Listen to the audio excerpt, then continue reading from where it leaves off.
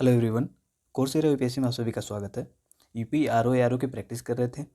हमने 2 सेट तो कंप्लीट कर लिया था। तीसरे सेट का 2 पार्ट आ चुका है। आज तीसरा पार्ट देखेंगे जिसमें 101 से 140 तक क्वेश्चंस होंगे। उम्मीद है आप सभी लोग मस्त होंगे, स्वस्थ होंगे और अच्छे से पढ़ाई कर रहे होंगे। देखिए, यूपीएसआई का टेस्ट चल रहा है, मतलब यूपीएसआई का एग्जामिनेशन चल रहा है। उसमें देखेंगे आप तो टेस्ट बहुत काफ़ी बढ़िया है, मतलब जो पेपर आता है बहुत अच्छा आ रहा है। और हमारे आरओ में जो हम लोगों ने डिस्कस किया उसके बैकग्राउंड से मैंने देखा कि कुछ क्वेश्चन ज़्यादा मैच कर रहे हैं। मतलब बच्चों ने सेंड किया था तो वहाँ पे हमने देखा था मैच कर रहे हैं। अगर आप आरओ को सॉल्व करके भी यूपीएसआई के जाते हैं तो आप ये मान के चलते हैं कम से कम 20-25 क्वेश्चन डायरेक्ट आपको यहाँ से देखने के लिए मिलेगा। मुश्किल से 3 ही सेट में आपको 20-25 क्वेश्चन का बेनिफिट मिल जाएगा। इतने सारे ज़्यादा मैच कर रहे हैं एक दूसरे से।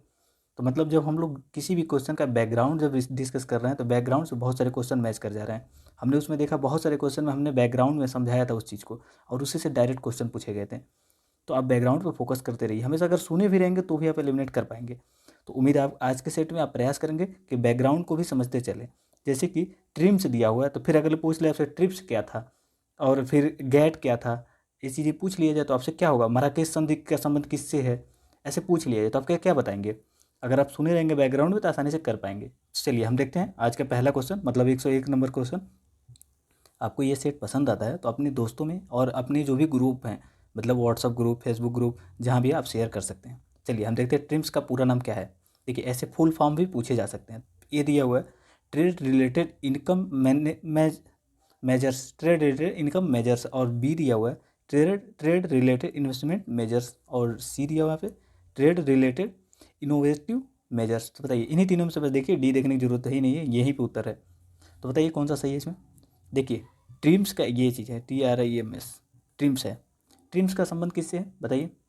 ट्रिम्स का संबंध है, पता है किससे है।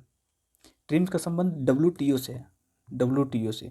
ये कब आया था ट्रिम्स, ट्रिम्स आया था ये, हम अगर देखें इसके बारे में तो ये 94-95 में आता है। 1994-95 जब WTO आता है तो इसका संबंध किस चीज़ से है। जो भी व्यापार, जब इन्वेस्टमेंट आता है, मान लीजिए एक कंट्री है, यहाँ पे कोई विदेशी आके इन्वेस्ट करता है तो गवर्नमेंट की एक ऐसी नीतियाँ हैं उसको इन्वेस्टमेंट को फेवर कर रही हैं या उसके विपरीत हैं। अगर विपरीत हैं तो ये उसके लिए संरक्षण प्रदान करता है। कौन सा, ट्रिम्स। ये चीज़ बस याद रखिएगा। अब हम बात कर लेते हैं गेट का और फिर इसका WTO का। गेट कब आया था बताइए। गेट अगर हम देखें GATT, गेट, गेट कब आया था 1947 में आया था गेट। फिर इसके बाद क्या होता है 95 में। समय के साथ तो ये सब एक्सपायर हो जाएंगे ना, तो समय के साथ ये भी गेट भी एक्सपायर हो गया था। General agreement and trade and tariff उसका फुल फॉर्म है। कहीं भी पूछ लिया जाए गेट का फुल फॉर्म तो याद रखिएगा general agreement on trade, general agreement on trade and tariff, ये उसका फुल फॉर्म है गेट का। अब WTO के बारे में डिस्कस कर लेते हैं। WTO कब आया था 1994 में, मराकेश संधि के अकॉर्डिंग आया था। मराकेश कहाँ पे है बताइए, किसका शहर है, आपसे पूछा जा सकता है मराकेश कहाँ पे है। तो ये आप देखेंगे मराकेश, तो अफ्रीका का मैप ऐसे देखेंगे तो कुछ इस तरीके से अफ्रीका का मैप देखेगा। यहाँ पे मोरक्को है, मोरक्को की राजधानी कहाँ पे है, रबात है, और उसी का एक शहर है मोरक्को, सॉरी मोरक्को रबात है। मोरक्को तो कंट्री ही है, उसकी राजधानी कहाँ पे, रबात है, और उसी का एक शहर है कौन सा, मराकेश। आप यहाँ पे देखेंगे तो मराकेश है, वहीं पे हुई थी ये संधि। WTO 1994 और 95 में फोर्स में आ गया था, कार्य करने लगा था। इतनी सी बातें अब याद रखिएगा। चलिए अगला देखते हैं। अगला क्वेश्चन दिया हुआ है शेयर, राष्ट्रीय शेयर बाजार का प्रमुख प्रवर्तक है। यहाँ पे आप देख सकते हैं नेशनल शेयर मार्केट का कौन यहाँ से प्रमोटर है, आपको ये बताना है। ICICI दिया हुआ है, IDBI दिया हुआ है, SBI दिया और RBI दिया हुआ है। तो बताइए इनमें से कौन प्रमोटर है किसका, नेशनल शेयर मार्केट का। उम्मीद है आपने आंसर लगा लिया होगा। देखिए, नेशनल शेयर मार्केट की स्थापना कब हुई थी, इसकी इस्टेब्लिश किया गया था इसको 1991 में। 1991 में इसको ये स्थापना हुई थी नेशनल शेयर मार्केट का।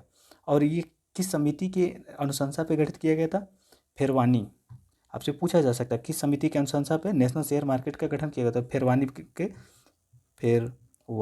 कमेटी, फेरवानी कमेटी के अनुशंसा पे इसका गठन हुआ था। इसका प्रमोटर कौन है, IDBI है, IDBI है। अब इसका फुल फॉर्म तो आप लोग जानते होंगे, औद्योगिक विकास बैंक है ये। और ये क्या करता है, जो नए बैंक हैं उनको फंड प्रोवाइड करता है, वित्तीय सहायता प्रदान करता है। और इसका गठन कब हुआ था 1964 में, IDBI का 1964 में इसका गठन हुआ था। IDBI का एक अधिनियम के माध्यम से। और ये नए उद्योगों को ऋण प्रदान करता है और वित्तीय सहायता प्रदान करता है। इतनी सी बात आपको याद रखने की जरूरत है। आपसे ये पूछा जा सकता है नेशनल शेयर मार्केट कब गठित हुआ था, तो 91 में हमने देख लिया, और IDBI 1964 में। और शेयर मार्केट की कौन सी कमेटी थी, तो फिरवानी कमेटी समिति थी, उसी की अनुशंसा पर गठित किया गया था। ये चीज़ बातें थी। अब चलिए अगला देखते हैं। किस देश की वास्तविक प्रगति का अध्ययन करने के लिए किसी देश की वास्तविक प्रगति का अध्ययन करने के लिए राष्ट्रीय आय की गणना की जाती है, किस पे की जाती है, आपको ये बताना है। यहाँ पे करंट प्राइस पे, बी दिया हुआ है स्थिर कीमत पे, और सी दिया है ए और बी दोनों पर, और डी दिया इनमें से कोई नहीं। अगर आपको नहीं पता है तो आप गलत कर सकते हैं। आपने इसमें सी लगाया तो बिल्कुल गलत बात है, सी नहीं सही है। क्यों नहीं सही है, देखिए आपको पता होगा जो इसमें चालू प्राइस है ये फ्लैक्चुएट करता है। कैसे, इन्फ्लेशन के बेस पे फ्लैक्चुएट करता रहता है। जैसे इन्फ्लेशन बढ़ेगा तो क्या होगा, आपका GDP भी बढ़ना दिखने लगेगा करंट प्राइस पे लेंगे तो। लेकिन स्थिर कीमतों पे लेंगे तो ये कहीं ना कहीं सही चीज़ पिक्चर देता है। स्थिर कीमतें, तो हमारा यहाँ पे सही आंसर होगा बी। अगर आपने बी लगा है तो बिल्कुल सही है। अब आप एक चीज़ बताइए, हमारा बेस ईयर क्या है इस समय, हमारा जो बेस ईयर है कौन सा ईयर है, तो 2011 और 12 है हमारा बेस ईयर। तो आप बेस ईयर बस याद रखिएगा, इसका पूछा जा सकता है कब से, बेस ईयर। चलिए अगला पूछा हुआ है, निम्नलिखित में से किस वित्तीय वर्ष से सार्वजनिक व्यय का वर्गीकरण केवल राजस्व और पूंजीगत व्यय में किया जा रहा है। हमने किसी सेट में डिस्कस किया था राजस्व व्यय क्या होते हैं, पूंजीगत व्यय क्या होते हैं। तो चलिए बताइए किस वर्ष इसको विभाजित कर दिया गया था, मतलब यहाँ पे रेवेन्यू और कैपिटल एक्सपेंडिचर में इसको सेपरेट कर दिया गया था। इसके पहले था योजनागत व्यय, गैर योजनागत व्यय। देखिए आपने आंसर लगा लिया होगा, यहाँ पे हमारा सही आंसर होगा डी। 17-18 में क्या किया जाता है इसको, 17-18 से पहले क्या प्रोविजन था, यहाँ पे जो भी पॉलिसी बनाई जाती थी वो योजनागत प्लानिंग के अकॉर्डिंग की जाती थी कि कितना पैसा किस जगह खर्चा किया जाएगा, किस जगह नहीं खर्चा किया जाएगा। मतलब गैर योजनाबद्ध रहता है, उसमें निर्धारित नहीं होता, खर्चे हो जाते हैं। तो दो तरह से होते हैं। लेकिन उसके बाद क्या कर दिएगा, 17-18 के बाद यहाँ पे रिवेन्यू एक्सपेंडिचर में क्या होता है, जो हमें कर्मचारियों को यहाँ पे वेतन दिया जाता है और सब्सिडी दी जाती हैं, जिससे कोई भी रिसिप्ट ना प्राप्त हो, उसको क्या कहते हैं, रेवेन्यू एक्सपेंडिचर। अब आपसे पूछ लिया जाए कैपिटल एक्सपेंडिचर किसे कहते हैं, तो बताइए कैपिटल किसको कहते हैं, पूंजी कहते हैं। अब मान लीजिए एक कार खरीद लिए तो अब क्या है, आपकी पूंजी है, कैपिटल है। तो जब सरकार रेलवे बनवाती है, पुल बनवाती है, सड़क बनवाती है, या फिर जहाज़ खरीद लेती है, कुछ खरीदती है जिससे कैपिटल आए, जैसे एयर इंडिया खरीदी थी तो क्या था, पूंजी था, बेच दी तो उसको रिफंड मिला। तो वो जब बेच दी, पैसे जो मिले वो क्या है, कैपिटल रिसिप्ट हैं। और जब इसमें खर्चा करके जहाज़ खरीद ले तो क्या हो गया, कैपिटल एक्सपेंडिचर, मतलब खर्चा की, इन्वेस्ट हो गया। ये चीज़ें आपको दोनों में डिफरेंस समझ में आ गया। चलिए अगला देखते हैं, जीवन की भौतिक गुणवत्ता सूचकांक का प्रतिपादन किसने किया था। यहाँ पे आपसे दिया हुआ है physical quality of life index का किसने दिया था। ये दिया एडम स्मिथ। बताइए एडम स्मिथ के बारे में हमने डिस्कस कर रखा है, बैकग्राउंड में हमने बताया था एडम स्मिथ कौन थे और इनको क्या माना जाता है। मॉडर्न जो इकोनॉमी है उसके पिता किसको माना जाता है, बताइए। ये चीज़ें हमने डिस्कस कर रखा है इसके बारे में। अब चलिए अगला देखते हैं, अमर्त्य सेन दिया हुआ है और सी दिया है मॉरिस डी मॉरिस दिया हुआ है। अब यहाँ पे अगर देखें तो डी दिया हुआ है जॉन एडम्स। तो बताइए इनमें से कौन है, physical quality of life index, expenditure near index है। उम्मीद है सभी लोगों ने यहाँ आंसर लगा लिया होगा। अगर मैं यहाँ पे बात करूँ आपसे, ये कौन देते हैं, मॉरिस दिए थे, किसके बारे में, physical quality of life index के बारे में, मॉरिस। और इसमें 3 पिलर हैं, 3 पिलर इसमें हैं, किसमें, इस इंडेक्स में 3 पिलर है। पहला लाइफ एक्सपेक्टेंसी, कितने समय तक आप जी रहे हैं। दूसरा इन्फेंट मोर्टलिटी रेट, IMR है। और फिर अगला क्या है, बेसिक लिटरेसी रेट है, BIR कर लीजिए, आसानी से समझ में आ जाएगा। LE कर लीजिए, यहाँ पे हो गया LE मतलब लाइफ एक्सपेक्टेंसी। तो 3 पिलरों पे ये चीज़ काम करता है, कौन सा, फिजिकल क्वालिटी लाइफ इंडेक्स। अब कहीं भी आपसे पूछा जाएगा तो ये चीज़ आप याद रखिएगा। कैसे याद रखेंगे, तो जीवन की गुणवत्ता के बारे में, फिजिकल क्वालिटी ऑफ लाइफ, जीवन की भौतिक गुणवत्ता, तो आपको कितने समय तक चलेगा, तो भौतिक से संबंधित है। यहाँ पे मृत्यु दर क्या है, मतलब बच्चों में जो बच्चे हो रहे हैं उनमें मृत्यु दर क्या है और उनकी बेसिक शिक्षा क्या है। 3 पिलर है, 3 पिलर याद रखिएगा, आपसे पूछा जा सकता है। एक चीज़ और आपसे पूछा यहाँ पे जा सकता है, बताइए वो क्या, अमर्त्य सेन किससे संबंधित है और उनको नोबेल प्राइज़ किस लिए दिया गया था, किस सेक्टर में दिया गया था, ये पूछा जा सकता है आपसे। तो अमर्त्य सेन को कब नोबेल प्राइज़ दिया गया था, 98 में। ये तो कुछ लोगों का बर्थ डेट भी होगा, उस समय इनको दिया गया था, इसमें इकॉनमी में दिया गया था। अब मोहम्मद अल हक और अमर्त्य सेन दोनों ने मिलकर के कौन सा इंडेक्स तैयार किया था बताइए, जिस पे आज, इसी के बेस पे आज इंडेक्स वो जारी होता है। HDI ह्यूमन डेवलपमेंट इंडेक्स जारी किए थे पाकिस्तान के मोहम्मद अल हक जो हैं और हमारे वहाँ के अमर्त्य सेन, दोनों ने मिल करके इसको जारी किया था। कौन सा? HDI index. अब इसमें दिया हुआ है एडम स्मिथ। एडम स्मिथ का संबंध किससे है? अगर मैं कहूँ कि मॉडर्न, जो फादर ऑफ मॉडर्न इकोनॉमी के पिता किसको कहा जाता है, मॉडर्न इकोनॉमी के पिता किसको कहा जाता है, तो एडम स्मिथ ही हैं। और आपसे इनका एक बहुत ही फेमस बुक है, बताइए कौन सा है? द वेल्थ ऑफ नेशन, इन्हीं का बुक है the wealth of nation, Adam Smith का। तो आपसे ये पूछा जा सकता है एडम स्मिथ का famous book the wealth of nation, ये चीज़ पूछा जा सकता है। फादर ऑफ मॉडर्न इकोनॉमी के कौन है, तो ये एडम स्मिथ है। चलिए अगला है, अगला दिया हुआ है केंद्रीय बजट 2020-21 का कुल आकार कितना था। यहाँ पे ए दिया हुआ है, छोड़िए फैक्ट यहाँ पे देखेंगे तो कोई फ़ायदा नहीं है। अगर आपको पता हो तो आप टिक लगा लीजिएगा, अगर नहीं पता हो तो आप इसको छोड़ दीजिएगा। यहाँ पे देखिए कितना है, 34,83,236 करोड़, 34,83,236 करोड़। अब यहाँ पे अगर यूपी का आप एग्ज़ाम देने जा रहे हैं और यूपी के बारे में ना पता हो तो फिर सही नहीं है। देखिए ये चीज़ यूपी का कितना है, यूपी का कितना है बताइए, 5,50,271 करोड़, 5,50,271 करोड़ यूपी का है। अब भारत का कितना है, 34,83,263 करोड़। ये फैक्ट है, याद रखिएगा। अब एक चीज़ आपसे मैं पूछूं कि वित्त बजट से संबंधित प्रोविजन संविधान के कौन से अनुच्छेद में दिया, आर्टिकल में दिया गया है बताइए। अगर अनुच्छेद किस अनुच्छेद में दिया गया है, तो 112 में दिया गया है। किस नाम से दिया गया है, तो फाइनेंशियल स्टेटमेंट के नाम से दिया गया है। वार्षिक वित्तीय विवरण के बारे में दिया गया, इसमें लिखा गया वित्तीय विवरण, बजट शब्द नहीं यूज़ किया गया। कहीं भी अगर आपसे क्वेश्चन में पूछ ले कि लिख दे कि संविधान में बजट का प्रावधान सब बजट संबंधित के नाम से किया गया तो गलत होगा, वहाँ पे वित्तीय विवरण के नाम से दिया गया है 112 में। आर्टिकल 112 का संबंध किससे, बजट से। अब ज्वाइंट सीटिंग का प्रोविजन किसमें बता दीजिए। अब यहाँ पे आए गए हैं तो ज्वाइंट सीटिंग का प्रोविजन 108 में है। SDG, ऐसे ही बैकग्राउंड में हम लोग याद करते जाएंगे तो पिछला भी याद रहेगा। SDG सूचकांक जारी किया जाता है, किसके द्वारा जारी किया था बताइए। SDG सूचकांक यहाँ पे दिया वर्ल्ड ट्रेड ऑर्गेनाइजेशन, UN के द्वारा, और यहाँ पे दिया सस्टेनेबल डेवलपमेंट सोल्यूशन नेटवर्क के द्वारा, SDSN, और नीति आयोग। तो बताइए किसके द्वारा जारी किया था।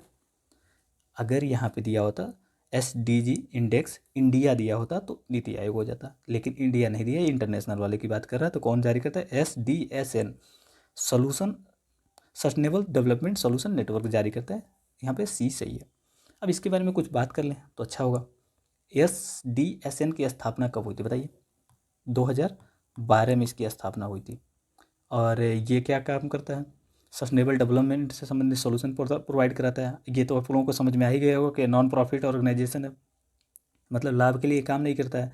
SDG गोल कितने हैं, 17 हैं। SDG गोल 17 हैं। और ये कब अपनाए गए थे, 2015 में। मिलेनियम डेवलपमेंट गोल्स के बाद इसको अपना लिया गया था। टारगेट कब तक है, 2030 तक है। चलिए ये बेसिक है, सबको पता होगा, फिर भी एक बार देख लेंगे तो अच्छा रहेगा। कुछ लोग ऐसे हो सकते हैं जिनको नहीं पता हो तो उनको भी रिकॉल हो जाएगा। चलिए अगला है, बजट 2021-22 में घोषित मित्र स्कीम किस एक क्षेत्र के विकास से संबंधित है।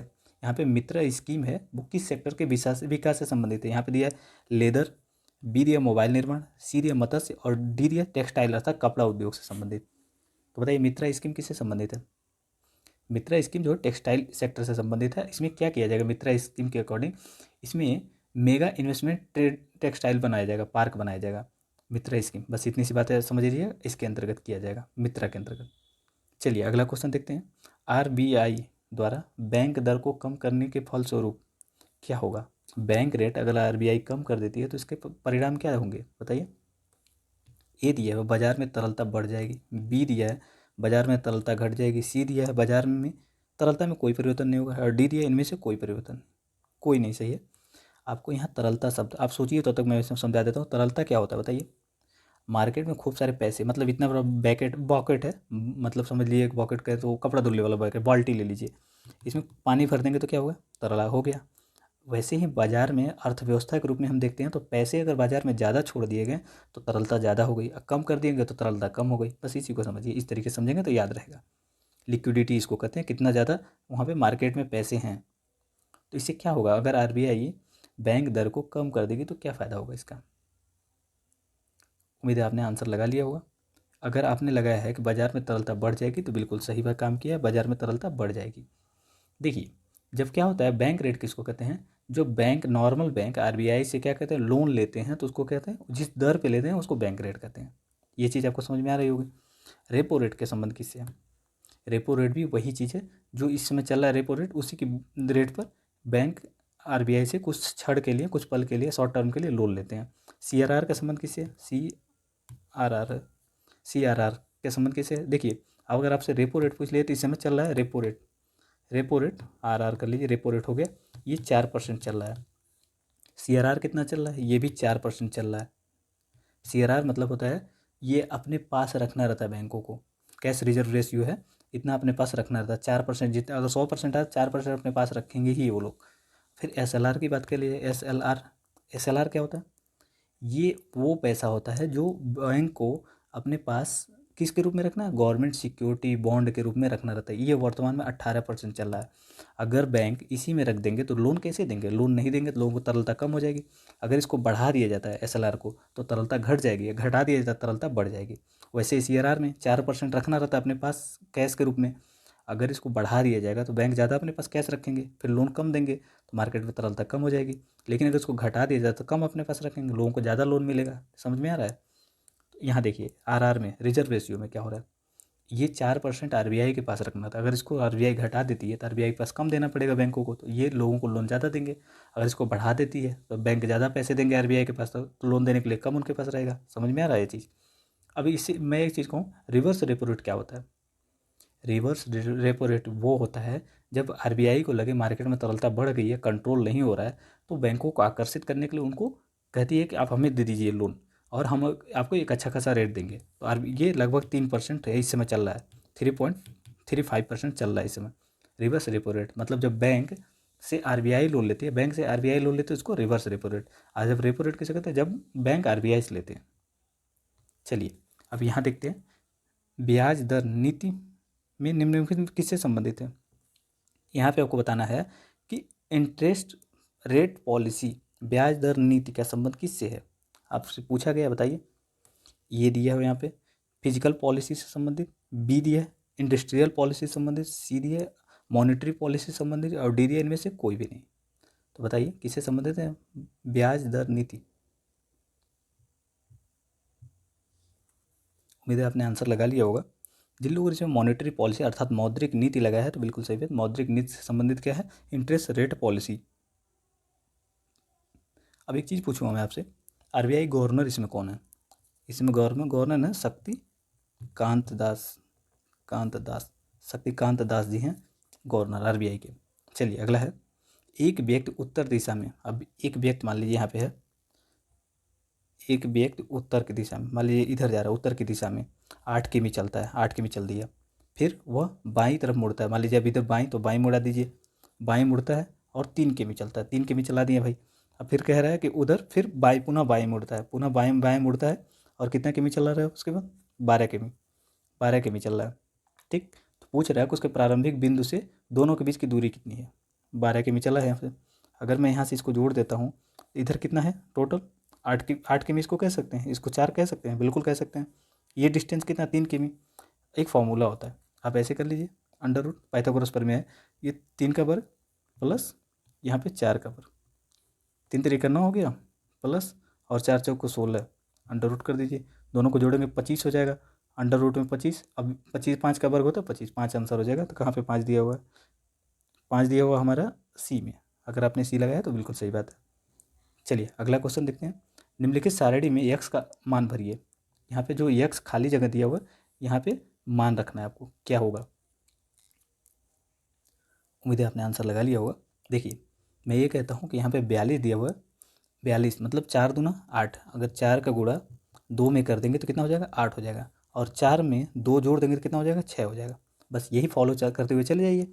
अब 9 चौका कितना होता है, 36, 36, 36 किस में है, बी में, बी हमारा करेक्ट हो गया। और 9 × 4 = 13, 13 भी दिया हुआ है। उम्मीद है आपको समझ में आ गया हो। चलिए आप जब मैथ के क्वेश्चन है तो आप रोक करके वहाँ पे मैथ सॉल्व कर लीजिए, वीडियो रोक लीजिए, फिर आराम से सॉल्व कर लीजिए, फिर उसके बाद देखिए एक पंक्ति में सीमा बाएं, ये मान लीजिए एक पंक्ति है इतनी बड़ी, चलिए ये पंक्ति हो गया इतना बड़ा। कह रहा है कि यहाँ पे सीमा बाएं से, सीमा इधर से यस हो गया, सीमा अब बाएं से 15वें स्थान पे है, 15वें स्थान पे है। तथा मधु दाएं से, मधु इधर से है, अब मधु दाएं से 18वें स्थान पर है, 18वें स्थान पर है। तो पूछ रहा है कि इन दोनों के मध्य, चलिए 15वें 18वें याद रखिएगा, ये मान लीजिए हो गया रेखा, सीमा इधर से थी 15वें स्थान पे थी और इधर से रेखा थी और ये 18वें स्थान पे थी। कह रहा है कि दोनों के बीच 4 लड़कियां हैं, दोनों के बीच में 4 लड़कियां हैं।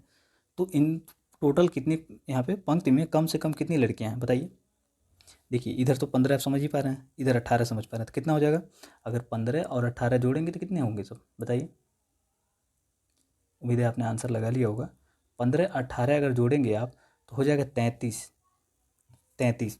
4 लड़कियां बीच में हैं, समझ रहे हैं ये, और 2 ये खुद भी हैं, 2 बार काउंट हो जा रही हैं।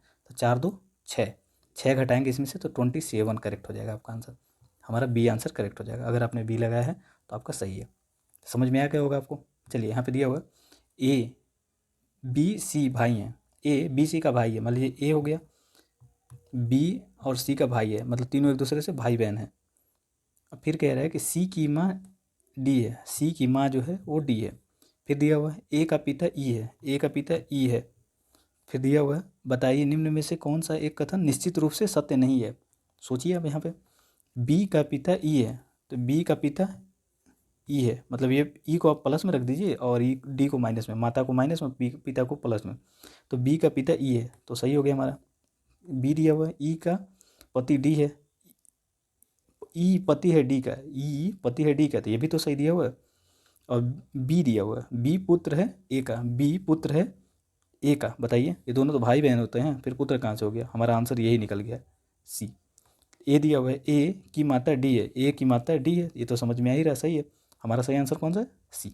अब छोटा सा एक ग्राफ बनाएंगे, 15 सेकंड 20 सेकंड के अंदर कर लेंगे। समझाना था तो थोड़ा टाइम लग गया, समझाना नहीं होता तो बहुत जल्दी लग जाएगा वो क्वेश्चन। चलिए अगला देखते हैं। एक पासे की 3 स्थितियाँ दी गई हैं, यहाँ पे पासा दिया हुआ है और इसकी 3 स्थितियाँ दी गई हैं। पूछ रहा है कि 2 के विपरीत अंक होंगे, कौन सा होगा 2 के विपरीत में बताइए। अब यहाँ पे देखिए 2 दिया हुआ, तो 2 के साथ कौन कौन से शब्द हैं? 2 के साथ दिया हुआ है 4 और 1, मतलब 4 और 1 तो बिल्कुल नहीं होगा, हमारा सी कट गया। अब बताइए अगर मैं यहाँ पे कहता हूँ कि 6 के साथ कौन कौन से पेयर दिए हुए हैं? 6 के साथ दिया हुआ 1 और 4। फिर दिया हुआ यहाँ पे कौन सा दिया हुआ? 5 और 3, 5,3। तो हमें ऐसा लग रहा है कि 6 के साथ जब 2 नहीं आ रहा है तो दोनों एक दूसरे के विपरीत ही होंगे, इसीलिए एक साथ नहीं आ रहे हैं। समझ में आ रहा है लॉजिक आपको? तो हमारा सही आंसर यहाँ पे डी हो जाएगा, क्योंकि ये दोनों एक दूसरे के विपरीत है, इसलिए एक साथ कहीं भी नहीं दिखेंगे आपको। जबकि यहाँ 4 भी देखेंगे, 1 भी देखेंगे है उसके साथ, लेकिन अन्य नहीं है यहाँ पे। तो हमारा सही आंसर 6 हो गया। चलिए अगला देखते हैं। यहाँ पे आपको सॉल्व करना है इस चीज़ को। पूछ रहा है कि इकाई अंक क्या होगा। अगर मैं ऐसे करता हूँ 4 पर, यहाँ पे इसको किस तरीके से सॉल्व करेंगे तो आसानी से सॉल्व हो जाएगा। देखिए इसको सॉल्व करने के लिए आप ये कर सकते हैं कि 4 दिया हुआ, यहाँ पे 4 पर 65 दिया हुआ है, तो हम ऐसे कर सकते हैं 4 पर 65, 4 पर कर लीजिए 2 गुणे 32, कितना हो जाएगा? 32 गुना कितना होता है बताइए? 64 होता है। तो 64 मतलब 4 पे 64 हो गया। और इधर कर लीजिए फिर से गुणे 4 पर 1, कोई कमी हुआ? किसी तरह का कोई परिवर्तन हुआ? बिल्कुल भी नहीं हुआ। कैसे पता चला आपको? 32 दूना 64 और 1 65, मतलब 4 पे 65 घात है अभी भी। तो हमारा इकाई अंक 4 हो गया। अब ऐसे ही करते चलेंगे तो फिर 6 हो जाएगा, फिर 7 हो जाएगा। अब तीनों को जब गुणा करेंगे आपस में, इन तीनों संख्याओं का जब गुणा करेंगे कितना हो जाएगा? 168। हमारा इकाई अंक क्या हो गया? 8 है। 8 हमारा सही निकल गया। समझ में आ गया आपको? यहाँ पे जो घात दिया हुआ है उसको डबल कर दीजिए, एक लेस कर दीजिएगा। सब में जब लेस करेंगे तो 88 कहीं हो जाएगा, कहीं 56 हो जाएगा। ये आसानी से गुणा हो जाते हैं। चलिए अगला देखते हैं। यहाँ पे दिया हुआ एक चिड़ियाघर में शुतुरमुर्ग और जेब्रा हैं। गणना करने पर उनके 40 पैर हो रहे हैं, सॉरी 40 सिर हो रहे हैं और पैरों की संख्या कितनी? 100 है। तो वहाँ कुल शुतुरमुर्गों की संख्या ज्ञात करना है। मान लीजिए सर तो सबके एक ही होंगे, एक्स प्लस वाई बराबर कितना दिया? 40, क्योंकि सर सबके बराबर ही होंगे। ऐसा तो है नहीं कि सर दो दो हो जाएंगे, 2 सर तो होंगे नहीं। तो 40 दिया हुआ है। अब पैरों की बात कर लें तो मान लेते हैं एक शुतुरमुर्ग के कितने पैर होते हैं? 2 होते हैं, 2x हो गया। अब प्लस यहाँ पे दिया हुआ है और कौन सा जीव था भाई यहाँ चिड़ियाघर में? जेब्रा के 4 पैर होंगे, 4 वाई हो गया, 4 वाई। ये बराबर कितने दिए हुए हैं? 100। अब आप एक चीज़ सोचिए, अगर मैं 1 से 1 और 2 इसको कर देता हूँ तो x प्लस 2y बराबर 50 कर सकता हूँ मैं, बिल्कुल लिख सकता हूँ, क्योंकि 2 से सबको भाग दे दिया। अगर ये पहली श्रृंखला हो गई, दूसरी हो गई, और ये पहली हो गई। पहली मतलब इसको कहते हैं, क्या कहते हैं बताइए? पहला जो भी समझिए, इसको समझिए, पहला ये हमारा हो गया और दूसरा ये। अगर 2 में से 1 को घटा देंगे तो क्या होगा बताइए? एक्स से एक्स कंप्लीट ख़त्म, और 2y में से 1y घटा देंगे तो y हो जाएगा, और 50 में से 40 घटा देंगे 10 हो जाएगा। तो मतलब y का मान कितना है? 10। अब यहाँ पे कहीं भी y का मान रख लीजिए, एक में हम रखते हैं y का मान। तो x प्लस 10 बराबर कितना दिया हुआ? 40। अगर मैं x को 10 को उधर भेज देता हूँ तो कितना हो जाएगा? x बराबर 30। मतलब शुतुरमुर्गों की संख्या कितनी है? 30 है। और आपसे पूछ लिए तो जेब्रा की संख्या कितनी है? तो 10 है। समझ में आया कि नहीं आया? आ गया होगा उम्मीद है। चलिए अगला देखते हैं हम। 30 दूना 60 हो जाएंगे, और जेब्रा के कितने हैं? 10 हैं, 4 पैर हैं, 40 हो गए। 60 और 40 100। चलिए अगला देखते हैं। देखिए ये क्वेश्चन सॉल्व कर लीजिएगा आप लोग, बहुत टाइम लगता है ऐसे क्वेश्चन में। इसका आंसर मैं बता दे रहा हूँ, इसका आंसर है बी। इसको समझाने में बहुत टाइम कंज्यूम हो जाएगा, इसलिए इसको छोड़ते हैं। आप लोग सॉल्व कर लिया, एग्जाम में आया अगर आपको नहीं आता तो क्वेश्चन छोड़ देना चाहिए। चलिए, दो संख्याओं का महत्तम समवर्तक 8 है तथा निम्न में से कौन सी ऐसी संख्या होगी जो लघुत्तम समवर्तक नहीं है? ये भी क्वेश्चन 1 सेकंड का है। देखिए, ये जो होता है लघुत्तम समावर्तक, वो महत्तम समावर्तक से पूर्णतः कट जाता है। तो 8 तरीके 24, ये हमारा हो ही नहीं सकता, क्योंकि है 8 64 से कट जाता है। 8 8 कितना होता है बताइए? 8 8 64, 8 9 72, 8 64, ये भी कट गया। 8 6 48, ये भी कट गया। 70 कटेगा 8 से? नहीं कटेगा। ये हमारा आंसर है, डी हमारा करेक्ट आंसर है।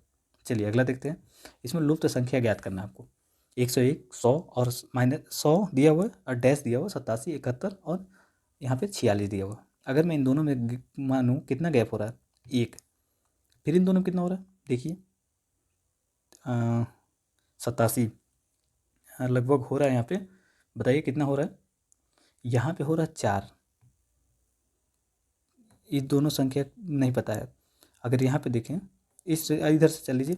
यहाँ पे अगर 100 में से कोई तो एक संख्या होगी, हम रख लेते हैं, देख लेते हैं। यहाँ पे अगर 92 रखते हैं तो 92 हो जाएगा 8 है। अगर तो 8 रख के देख लेते हैं, 8 मान लीजिए यहाँ पे 92। अब 92 में से 87 घटाएंगे तो कितना हो जाएगा? तो 3 उधर और 2 इधर, 5। गलत है ना? बताइए, क्योंकि बढ़ रहा है तो गलत हो गया। 92 तो होगा नहीं। 89 89 रखेंगे तो कितना हो जाएगा? 100 में से 89 घटाएंगे तो 12 हो जाएगा। ये भी नहीं हो सकता। अब हमारा सही आंसर क्या होगा? रखें तो 96 अगर रख ले तो 96, 100 100 है, 100 के बाद 96, मतलब दोनों के बीच का अंतर कितना है? 4। अब फिर 96 के बाद 87 देखें तो 87, 87। देखिए इसका फॉर्मूला एक काम क्या कर रहा है, वो चीज़ अगर मैं समझाने का प्रयास करता है कि नहीं आप फॉर्मूला लगाना चाहते हैं, नहीं कोई ट्रिक लगाना चाहते, तो इस तरीके से कर सकते हैं कि दोनों के बीच का अंतर किस तरीके से घटता जा रहा है। तो देखिए इसमें घट रहा है, 1 का वर्ग 1 ही होता है, 2 का वर्ग 2 दूना 4 होता है, और 3 का वर्ग 3 क्या होता है बताइए? 9 होता है। 4 का वर्ग 16 होता है, और 5 का वर्ग 25 होता है। तो लास्ट में 25 घट जाएगा। 71 में से जब 46 घटेंगे तो 25 आएगा, तो 25 घटेगा। तो मतलब हमारा यहाँ पे सही आंसर होगा 96। करेक्ट है, सी हमारा यहाँ पे सही है। चलिए अगला देखते हैं। यहाँ पे दिया हुआ है कौन सा भिन्न सबसे बड़ा है। देखिए एक चीज़ मैं यहाँ समझाना चाहता हूँ। मैंने यूट्यूब पे ट्रिक देखा, काफ़ी शानदार लगा मुझे, और आप उसी ट्रिक से सॉल्व करिएगा, बहुत मज़ा आएगा। देखिए इसमें पूछ रहा है सबसे बड़ा भिन्न ज्ञात कीजिए। सबसे बड़ा भिन्न कैसे ज्ञात करेंगे? मैंने वहाँ पे ये चीज़ सीखा, 11/14 गुणे कर लेंगे ऐसे 4/7। बताइए, अब 11 7 77, यहाँ पे 77 हो गया। और 14 का गुणा जब 4 में करेंगे तो कितना होगा बताइए? जब 14 का गुणा 4 में करेंगे तो 56 होगा। तो कौन बड़ा है? ये, मतलब ये संख्या अभी भी बड़ी है, 11/14। अब 11/14 को गुणा करते हैं हम 8/11 में। 11 गुणा 11 कितना हो जाएगा? 121। और 8 का गुणा 14 में करेंगे तो कितना हो जाएगा? 8 का गुणा 14 में करेंगे तो हो जाएगा आपका 112। अभी भी हमारा ये वाला बड़ा लग रहा है, 121 है, ये 112 है। फिर हम देखते हैं अगले में विभाजित करके, 11/14 गुणे 7/10। अब देखिए 10 का गुणा 110 में करेंगे तो कितना हो जाएगा? 11 में करेंगे 10 का गुणा कितना हो जाएगा? 110। ये 110 हो गया। अगर 7 का गुणा 14 में करेंगे तो कितना हो जाएगा? 98, 98। तो कौन बड़ा है? ये, मतलब हमारा सही आंसर है निकल के 11/14 इसमें सबसे बड़ा है। समझ में आ गया? ये ट्रिक आप लोग लगाइएगा। चलिए, राष्ट्रीय डोपिंग परीक्षण प्रयोगशाला किस मंत्रालय के अधीन कार्य करता है? एंटी डोपिंग एजेंसी का नाम सुने हैं आप लोग? अभी एक मूवी भी आ रही थी एंटी डोपिंग एजेंसी, और एक नहीं, उसमें कुछ और मिनिस्ट्री थी, एंटी डोपिंग ही जांच करती है वो डोपिंग कौन सा ड्रग लिए हुए हैं। तो ये टेस्टिंग में कौन सा मिनिस्ट्री के अंतर्गत आता है? Ministry of health and family welfare, ministry of science and technology, ministry of youth and affair sports के अंतर्गत आता है। बिल्कुल हमारा सी सही है। कौन मंत्री है इसमें बताइए? अनुराग ठाकुर इसके मंत्री हैं। अनुराग ठाकुर के बारे में एक चीज़ याद रखिए, ये 14वीं लोकसभा में भी आए थे निर्वाचित होकर, 15वीं में भी, 16वीं में भी और 17वीं में भी हैं।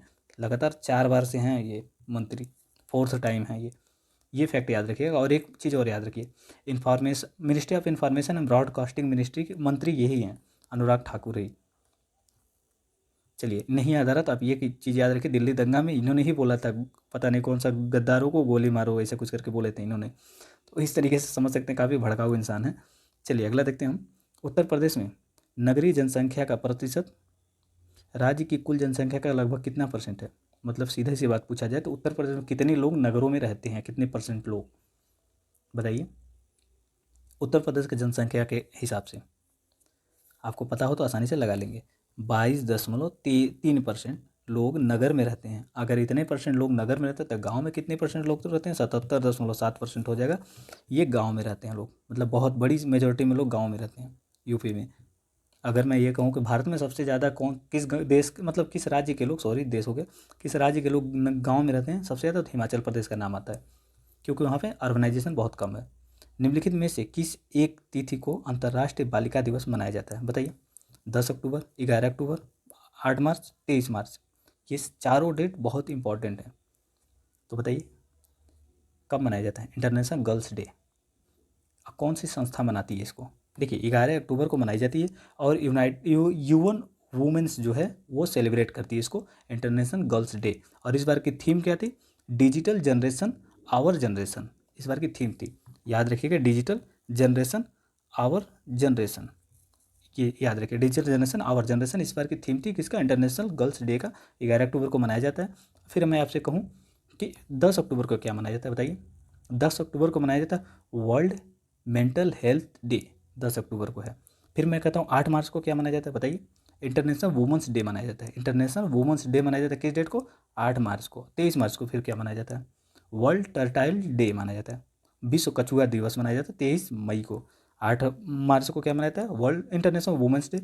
और 11 अक्टूबर को अभी हमने देखा कौन क्या है? World mental day, health day, world mental health day 11 अक्टूबर को। सॉरी, फिर मैं गलत कर रहा हूँ। 11 अक्टूबर को इंटरनेशनल गर्ल्स डे है, और 10 अक्टूबर को है क्या है? World mental health day. Mental health day के नाम सुन करके 10-11 में कन्फ्यूजन हो गया, कोई ना।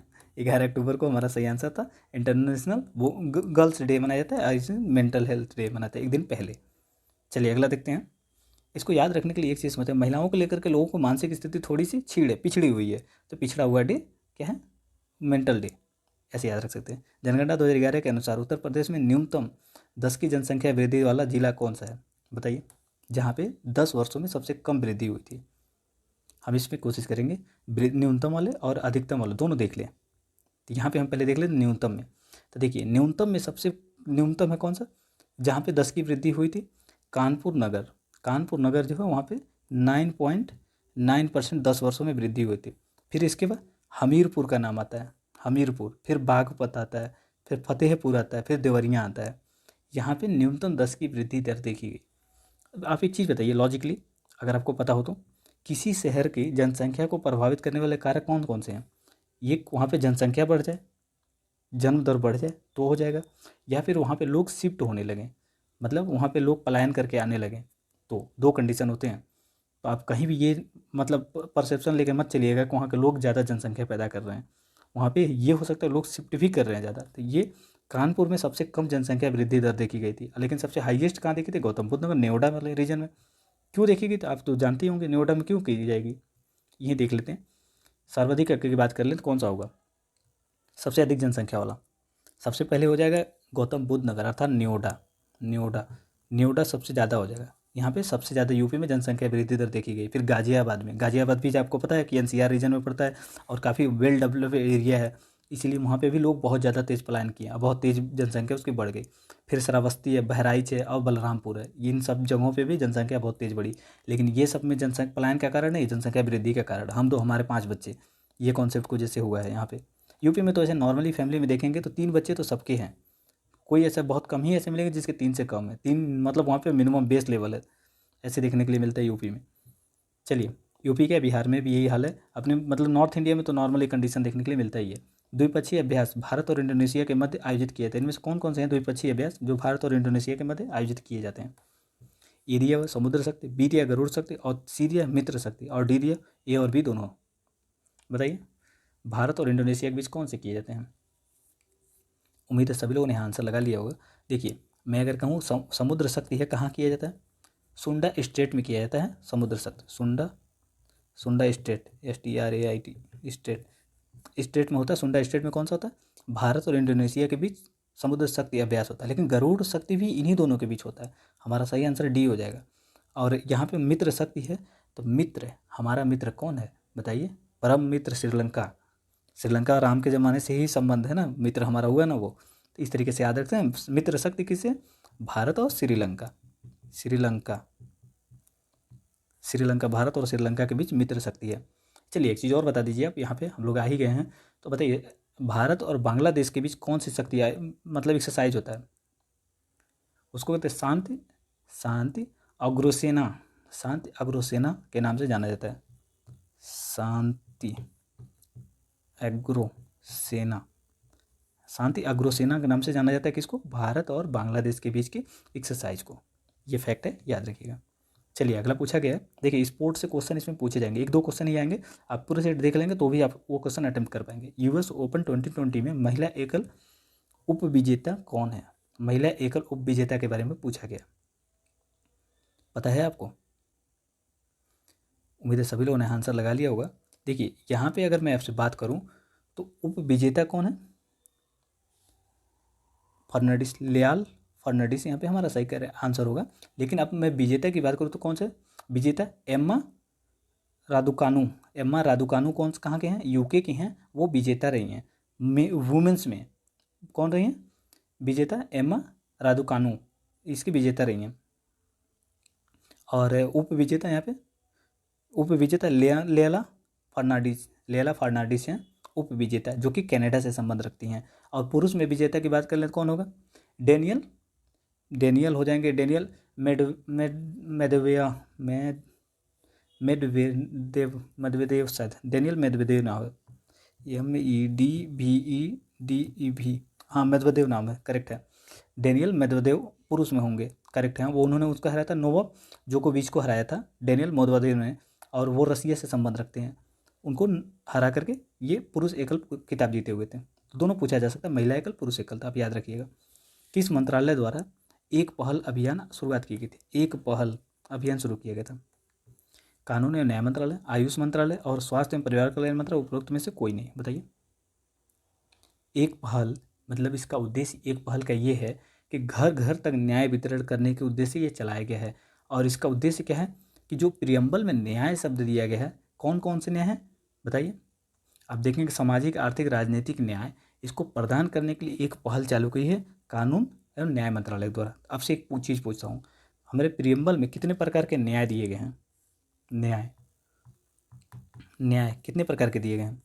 3 प्रकार के न्याय हैं। कौन कौन से? सामाजिक, आर्थिक, राजनीतिक न्याय, जो कि अभी मैं कुछ देर पहले ही आपको बताया हूँ।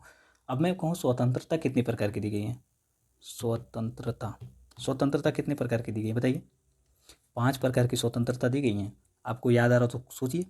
विचार, चलिए मेरे साथ याद कीजिए। विचार, अभिव्यक्ति, विश्वास, धर्म और उपासना की किसने क्या दी गई? स्वतंत्रता दी गई। अब समता किस बात, कितनी चीज़ों की दी गई? समता की बात करें तो बताइए। समता है प्रतिष्ठा की समता, ये पूछा जा सकता है आपसे, कौन सा इसमें से संबंध नहीं रखता, समता संबंधित। अवसर की समता है, मतलब 2 प्रकार की समता दी गई है। तो कैसे आप याद रखेंगे? न्याय कितने प्रकार के? 3 प्रकार के, और स्वतंत्रता 5 प्रकार की, और समता 2 प्रकार की। चलिए, अब समता को याद रखने के लिए एक चीज़ मैं आपको लॉजिक बता दे रहा हूँ। समता किसके किसके बीच दिखता है? पुरुष और महिला के बीच की असमानता, तो मतलब समता कितनी हो गई? पुरुष और महिला के बीच, मतलब 2 तरह की स्वतंत्रता। इस तरीके से याद रखते कितने हैं? प्रतिष्ठा और अवसर की समता 2 हैं। चलिए अगला देखते हैं। किस राज्य को ई पंचायती अवार्ड 2021 में प्रथम स्थान प्राप्त हुआ था? कौन राज्य था जिसको प्राप्त हुआ है ई पंचायती अवार्ड? उम्मीद है आपने आंसर लगा लिया होगा। अगर यूपी लगाया तो बिल्कुल सही बात है। ये मोस्ट इंपॉर्टेंट क्वेश्चन में लगा सकते हैं, इस बार के आर में पूछा जा सकता है। अब कौन से मंत्रालय देता है बताइए? सूचना प्रौद्योगिकी मतलब उपयोग पर, सूचना प्रौद्योगिकी उपयोग पर ये प्रदान किया जाता है। कौन से मंत्रालय प्रदान करे? केंद्रीय पंचायती राज है तो पंचायती राज मंत्रालय ही देगा।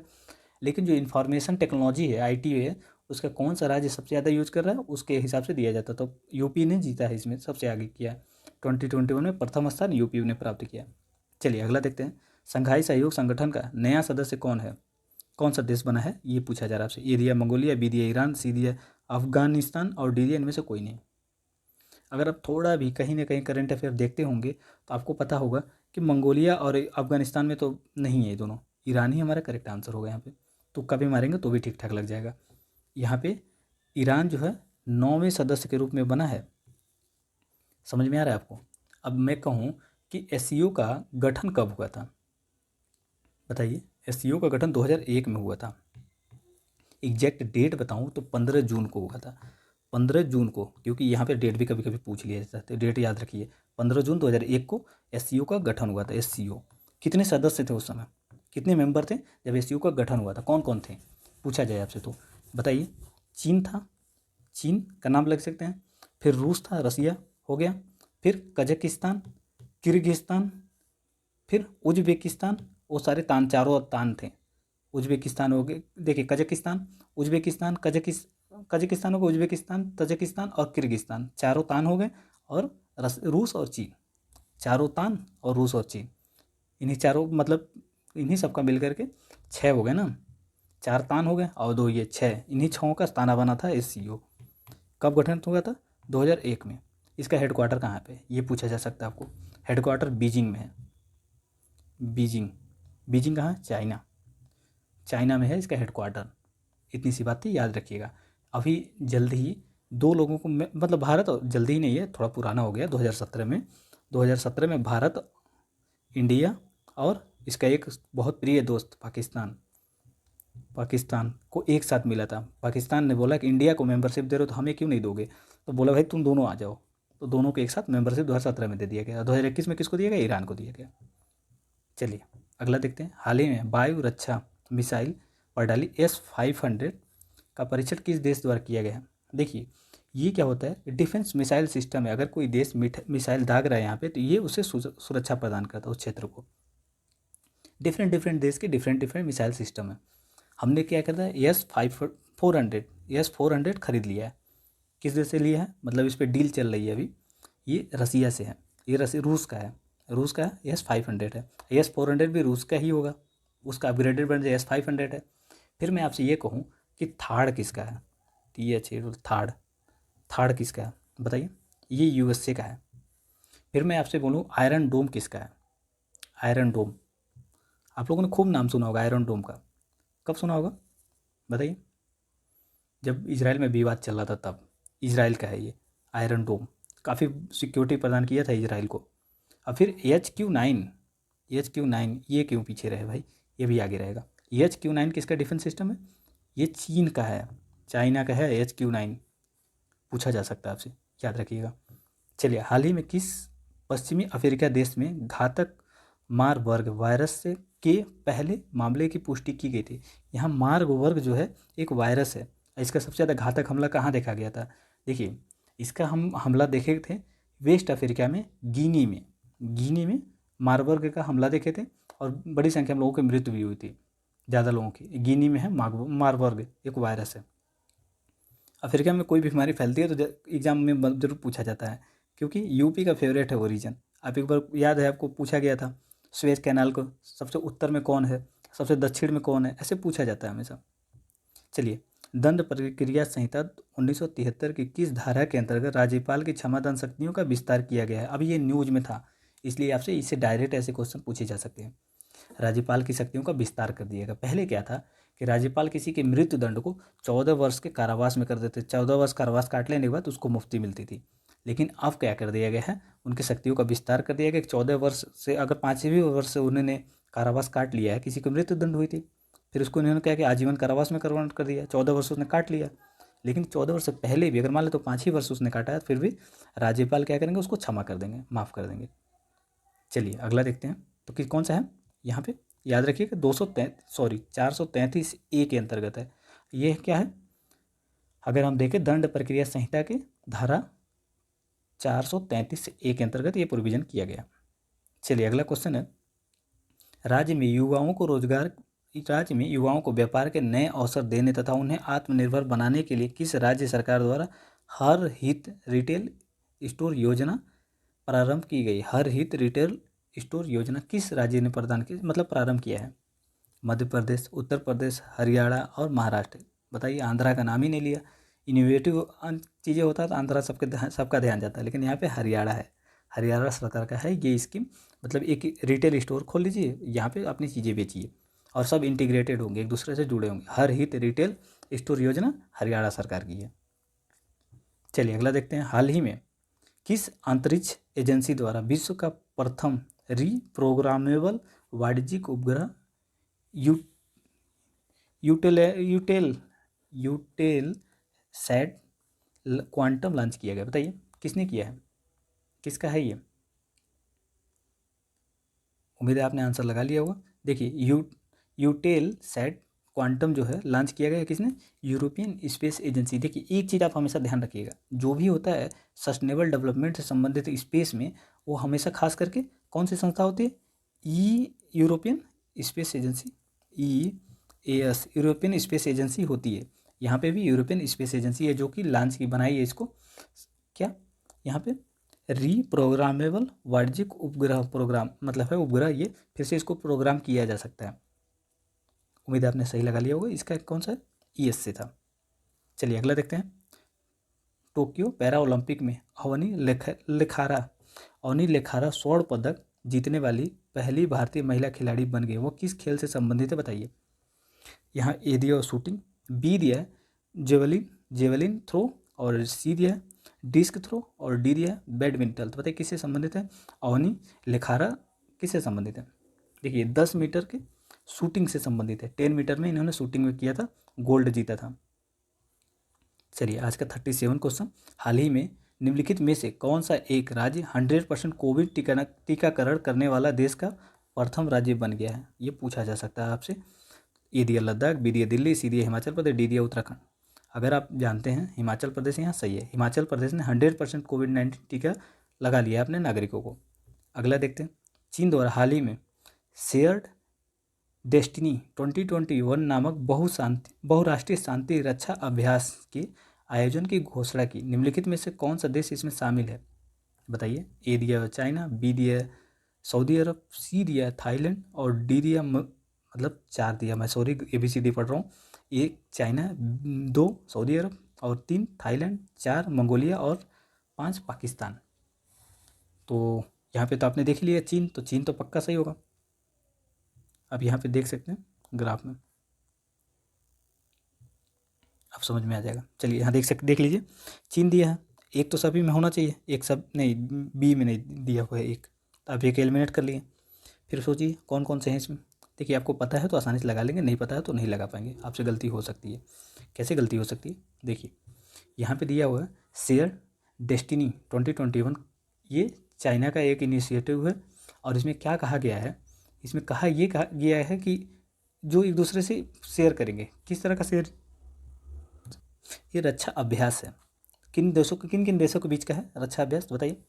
ए दिया चीन, यहाँ पे हमने देख ही लिया चीन का तो है, फिर थाईलैंड भी है, मंगोलिया है, बिल्कुल मंगोलिया भी है, फिर पाकिस्तान है। ये पाकिस्तान तो उसका छोटा क्या कहूँ, छोड़िए। दूसरा यहाँ पे सऊदी अरब नहीं है, इसमें 4 देश हैं, वो कौन कौन से, चीन, थाईलैंड, मंगोलिया और पाकिस्तान। ये चारों एक दूसरे के दोस्त हैं, मतलब शेयर डेस्टिनी करते हैं। ये एक तरह से बहुराष्ट्रीय शांति रक्षा अभ्यास है, अभ्यास ही है। चलिए अगला देखते हैं हम। यहाँ पे हमारा अगर आंसर लगाते तो 2 नहीं था, तो हमारा सी आंसर करेक्ट है। चलिए अगला देखते हैं, हस्तशिल्प हथकरघा रेशम उत्पाद के साथ कौशल विकास को बढ़ावा देने के लिए कौन सी एक योजना कपड़ा मंत्रालय द्वारा चलाई जा रही है। मतलब समझ रहे हैं आप, यहाँ पे हस्तशिल्प जो हैंड क्राफ्ट होता है वो, और हथकरघा रेशम उत्पादन के कौशल को बढ़ावा देने के लिए कपड़ा मंत्रालय टेक्सटाइल मिनिस्ट्री कौन सी योजना चला रही है? ए दिया समर्थ, बी दिया सार्थक, सी दिया शक्ति और डी दिया उन्नयन मंत्रालय। तो बताइए, ये समर्थ है, समर्थ योजना है और ये टेक्सटाइल मिनिस्ट्री चला रही है कपड़ा के लिए। और कितना प्रशिक्षण संस्थान कितने खोले जाएंगे, नंबर भी पूछा जा सकता है, नंबर हमेशा याद रखिएगा। इसमें 63 समर्थ प्रशिक्षण संस्थान, समर्थ ट्रेनिंग यहाँ पे होगा प्रशिक्षण, टीचिंग होगा, एजुकेशन से समर्थ शिक्षण संस्थान है, एजुकेशनल केंद्र है, यहाँ पे सिर्फ प्रशिक्षण ट्रेनिंग होगा, प्रशिक्षण है ना तो ट्रेनिंग हो गया, ट्रेनिंग सेंटर। ट्रेनिंग सेंटर कितने हैं? 63। अब कितने लोगों को किया जाएगा? कम से कम 1500 से लोगों को किया जाएगा, मतलब 1500 प्लस मान लीजिए, 1500 प्लस लोगों को प्रशिक्षित किया जाएगा। इसके मतलब समर्थ के माध्यम से। कौन सा मिनिस्ट्री है? टेक्सटाइल मिनिस्ट्री, आपने देख लिया। चलिए आज का आखिरी क्वेश्चन, हाल ही में निम्नलिखित में से किस एक देश की अध्यक्षता में इब्सा के राष्ट्रीय सुरक्षा सलाहकारों की बैठक वीडियो कॉन्फ्रेंस के माध्यम से हुई? बताइए किसकी अध्यक्षता में हुई थी? उम्मीद है आपने आंसर लगा लिया होगा। इंडिया, ब्राज़ील, साउथ अफ्रीका, 3 देश हैं और यहाँ पे चीन दिया हुआ तो चीन छाड़ सकते हैं, इब्सा में चीन नहीं है। अब हमारा हो गया, यहाँ पे देखिए चीन को छाड़ने के लिए तो तीनों आए थे साथ में, यहाँ पे इंडिया दिया हुआ, ब्राज़ील दिया, दक्षिण अफ्रीका। तो भारत ने इसका क्या किया, इस पर अध्यक्षता की है। और राष्ट्रीय सुरक्षा सलाहकारों की बैठक थी। और इसका थीम आपसे पूछा जा सकता है, थीम क्या था? जनसंख्या और विकास के लिए लोकतंत्र, जनसंख्या और विकास के लिए लोकतंत्र इसका थीम है इस वर्ष का। बस याद रखिए, इतनी सी बात थी। चलिए, ये सीरीज़ देखने के लिए धन्यवाद। अगर आपको पसंद आता है तो अपने दोस्तों को भी रिकमेंड कर सकते हैं और शेयर एंड सब्सक्राइब कर सकते हैं अगर आपको पसंद आए तो। नहीं पसंद आए तो आप डिसलाइक और अनसब्सक्राइब कर सकते हैं। चलिए, सीरीज़ देखने के लिए धन्यवाद।